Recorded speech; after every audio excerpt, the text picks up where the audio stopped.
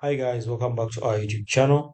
In this video, I'll show you how to fix Wi-Fi driver missing in Windows 11. Now, quick guide to this, come to start bar over here, search for device manager. Go ahead and open up device manager. Once you open up device manager, you can go ahead and just expand this.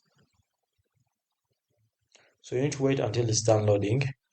Alright, so just close this. Now you can see guys, it's done loading. Now over here guys, you can see that there are a variety of options, but we're only looking for the Wi-Fi drivers. So it will be under network adapters. Go ahead and click on this network adapter in the drop down arrow. It will load this.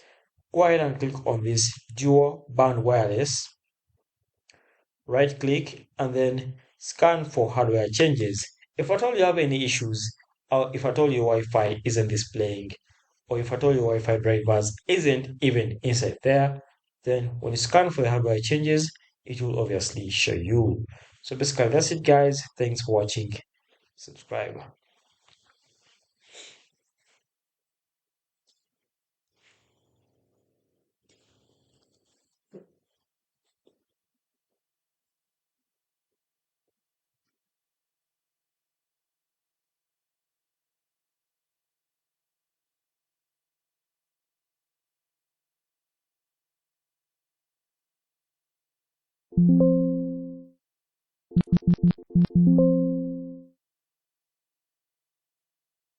Was I recording?